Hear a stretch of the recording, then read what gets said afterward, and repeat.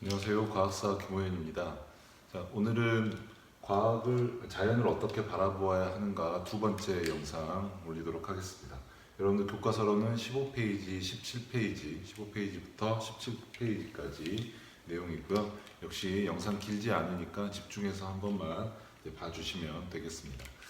지난 영상에서 제가 귀납법하고 연역법의 특징하고 각각의 문제점에 대해서 말씀을 드렸어요.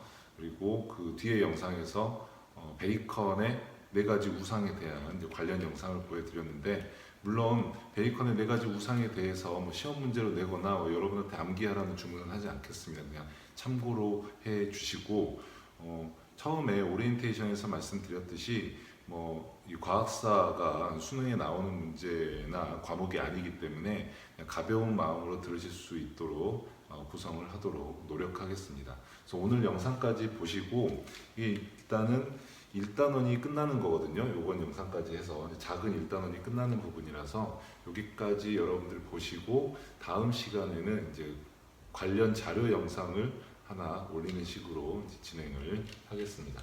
자, 어찌됐건 본수업으로 시작을 할게요. 자, 오늘은 이제 가설 연역법에 대한 말씀을 드릴게요. 쉽게 말씀드리면 이런 거예요.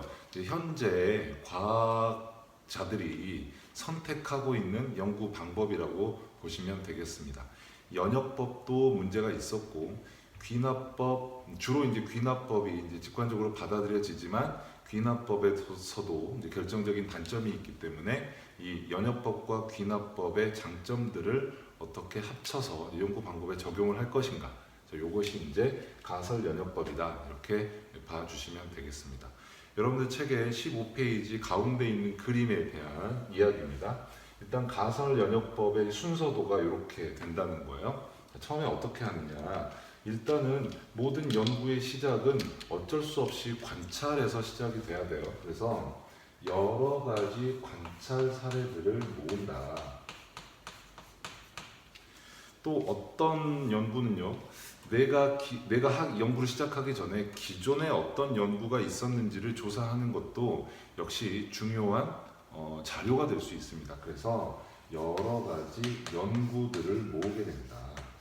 그래서 관찰 사례들을 모으고요, 여러 가지 선행 연구들을 모아서 이네들의 공통점 또는 이네들이 가지고 있는 어떤 문제를 내가 인식을 하게 되고, 문제점 또는 공통점들을 인식하게 되고, 이것들을 해설하기 위해서 내가 결정적으로 뭘 해야 되냐면 가설이라고 하는 걸 설정해야 돼요. 여기에서 이제 중요한 말이 가설이죠. 지금 하고 있는 게 가설 연역법이기 때문에, 그래서 가설이라고 하는 건 쉽게 말씀드리면 뭐냐면 가짜 답이라고 생각하시면 돼요.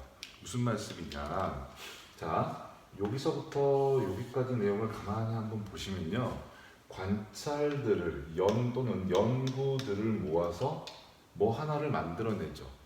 이걸 이제 가설이라는 표현을 안 쓰고 결론이라고 쓰면 자동으로 이건 무슨 법이 되는 거예요? 그렇죠, 귀납법이 되는 거죠. 다시 위쪽에 이 과정은 거의 귀납법하고 일치합니다. 하지만 귀납법의 단점이 뭐였어요? 관찰 사례들을 가지고 결론을 확증할 수는 없다라고 하는 거죠. 다시 얘기하면 여기에서 만들어진 결론은 가짜 결론일 수밖에 없다는 거예요. 그래서 우리가 가설, 가짜 설명 이렇게 표현을 하는 거예요.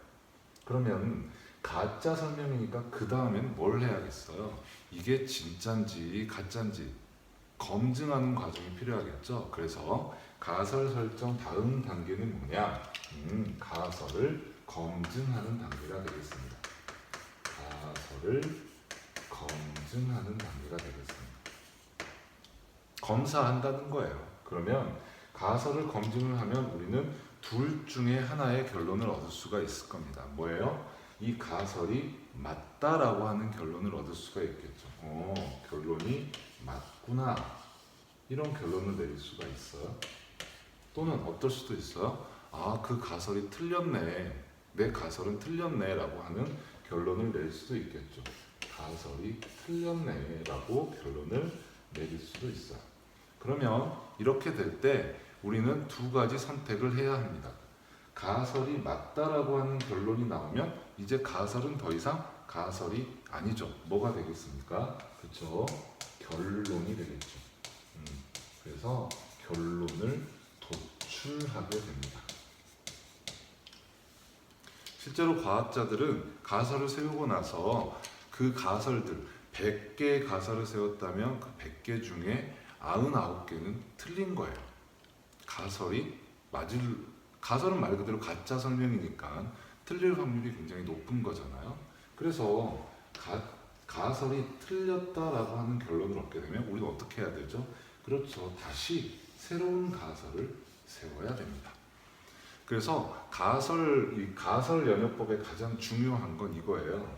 가설을 세워놓고요. 이 가설에 대해서 치열한 검증 과정을 거치게 되고 이 검증 과정을 통해서 가설이 살아남으면 결론으로 살아남게 되는 거고 이 검증 과정을 이겨내지 못하면 새로운 가설을 세워서 끊임없이 반복적으로 탐구하고 실험해야 된다는 거예요. 그래서 이게 이제 과학자들이 하는 일이다 이렇게 보시면 되고 여기 이제 결론이 도출되면 이 결론은 결국에 확장돼서 나중에 흔들리지 않는 뭐가 되죠? 법칙이 되거나 법칙이 되거나 이런 식으로 가설 연역법의 순서를 확인해 볼 수 있습니다. 자, 그러면 여기에 관련돼서 그냥 이렇게만 이해하실 수도 있겠지만 이렇게만 하면 조금 이제 손에 잡히지 않으니까 예를 하나 들어서 설명을 드릴게요. 자, 우리 교과서에는 제멜바이스의 산육열이라고 하는 그 현상에 대해서 가설 연역법을 통해 탐구한 과정이 역사적 탐구 과정이 실험에 나와 있습니다. 그래서 요거 여러분들이 꼭 읽어보시고 시험 기간 전에 확인해 주시면 되고요. 참고로 이런 거예요. 옛날에는 병을 일으키는 원인이 뭔지에 대해서 과학적으로 정확한 고찰이 일어나지 않은 시절이었어요. 그래서 어떤 사람이 병에 걸려 있어. 그럼 그 병에 걸린 사람의 원인이 뭘까? 어떤 사람들은 나쁜 공기가 원인이라고도 하고 또 어떤 사람들은 나쁜 기운이 원인이라고도 하고 또 어떤 사람들은 더러운 손이 원인이라고도 하고 뭐 그런 식으로 막 여러 가지 설들이 있었어. 결국에 뭐야? 가설인 거죠. 그래서 그 가설을 검증했던 과정, 역사적인 과정이 여러분 교과서 15페이지에 나와 있는 내용입니다. 그리고 예를 하나만 더 추가해서 요거 하나 좀 말씀을 드릴게요. 앤더슨이라고 하는 사람의 천인조 실험입니다. 생명과학 쪽에서는 굉장히 유명한 실험인데요. 여러분에게 가설 연역법을 이해시켜 드리기 위해서 한번 설명을 해드리도록 하겠습니다. 자, 천인조라고 하는 새가 있어요. 뭐 이 새는 어떻게 생겼나요? 뭐 이런 걸 이제 시험 내지는 않을 거니까 천인조라고 하는 참새 비슷한 새가 있습니다. 근데 이 앤더슨이라고 하는 과학자가 이 새를 관찰을 해 보니까 수컷이 번식기가 되면 꼬리가 이렇게 길어지더래요. 꼬리가 이렇게 길어지더래요. 그래서 모든 천인조들이 다 그렇게 꼬리가 길어지는 거예요. 수컷들은. 그래서 왜 그럴까라고 생각을 하게 돼요. 왜 그럴까? 관찰 사례들을 모았더니 천인조의 꼬리는 번식기만 되면 수컷들이 길어지더라. 왜 그럴까라고 생각을 하게 되죠. 어디에 해당하는 거죠? 네. 관찰 사례들을 모으는 단계에 해당하는 거죠. 그리고 나서 왜 그런지 한번 내가 결론을 내려봐야겠어. 이유를 규명해봐야겠어. 그래서 뭘 하느냐? 가설을 한번 만들어 보는 거야. 가설을 한번 만들어 보는 거야. 자, 두 번째 단계입니다. 그러면 여러분들은 어떤 가설을 세우시겠어요? 수컷 천인조의 꼬리 길이가 번식기가 되면 늘어난다. 이런 가설을 세울 수 있겠죠. 번식기에만 늘어나? 그러면 수컷의 꼬리 길이가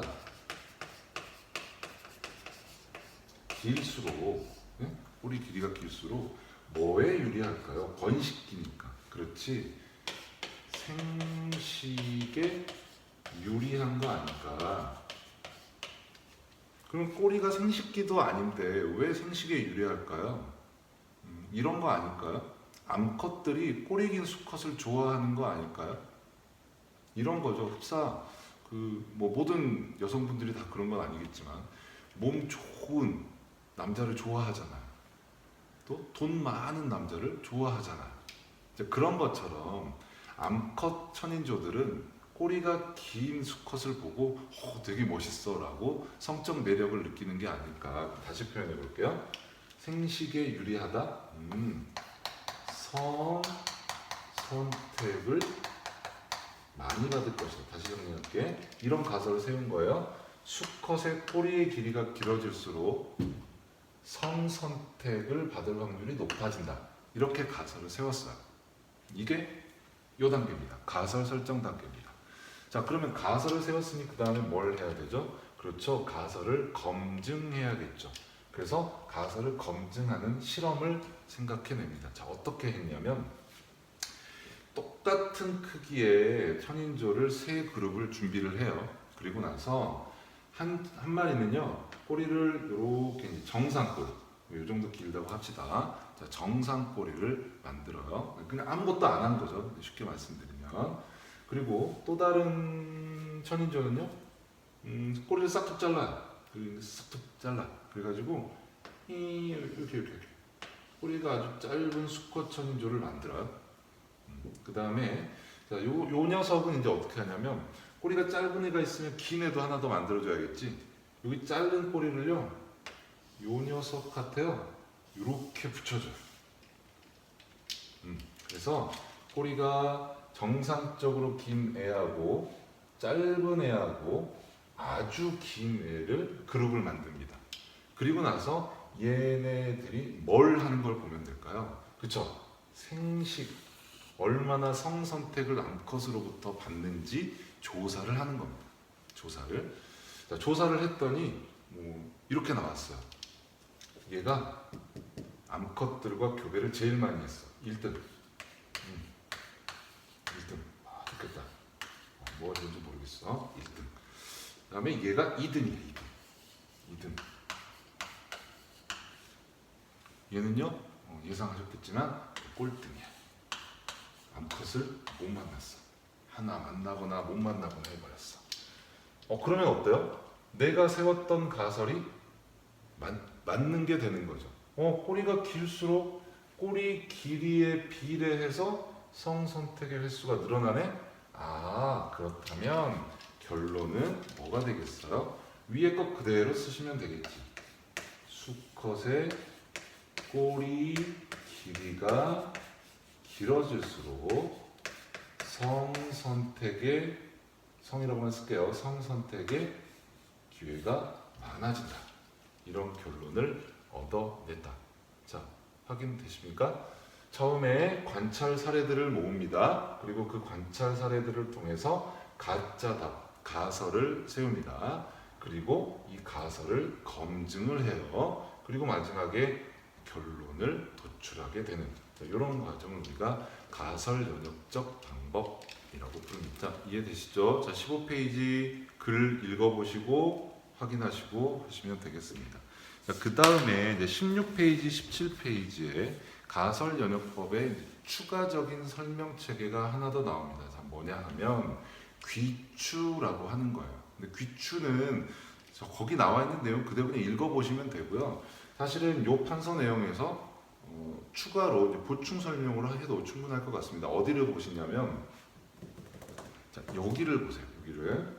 요렇게 한번 동그라미를 쳐볼게요. 이렇게 동그라미를 쳐보면 가설 연역법의 첫 번째 시작이 어떻게 됐냐면 관찰 사례들이나 연구 사례들을 모아서 이 녀석들로부터 가설을 만들어냈어요. 근데 이건 연역법, 귀납법 중에 귀납법의 일종이라고 했죠. 그래서 제가 귀납이라고 썼어요. 근데 이건 귀납이면 결론을 만들어내는 게 귀납이잖아요. 근데 실제로 우리는 결론을 만들어낸 게 아니라 결론일 것 같은, 말이 애매하긴 한데 결론일 것 같은 가설을 만들어냈어요.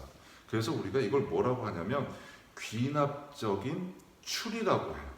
결론이 안 나왔으니까, 아직 가설만 나왔으니까. 그래서 귀납적 추리, 다시 귀납적 추리라고 불러요. 요즘에 이제 줄여서 쓰는 거 좋아하죠. 마찬가지예요. 귀납적 추리니까 귀, 추 요거 가져와가지고 귀추 과정이다라고 설명을 하는 거야. 우리 교과서에 뭐 형사가 어떻게 해가지고 탐구를 해서 야 네가 범인이지 이런 걸 알아냈다 이런 것들 여러 가지 부분적인 단속적 단서들을 모아가지고 하나의 설명 체계를 만들어내는 것 이걸 우리가 추리라고 하잖아요. 말 그대로 여러 가지 관찰 사례들, 연구 사례들을 가지고 이것들을 모아서 하나의 가설을 만들어내는 것 이걸 우리가 귀추라고 부른다. 그래서 오늘 이번 영상에서는 가설연역법의 순서 그리고 가설연역법의 이해 그리고 귀추에 대한 설명까지 해드렸습니다. 자, 정리하시고 마무리하시면 되겠습니다. 수고하셨습니다.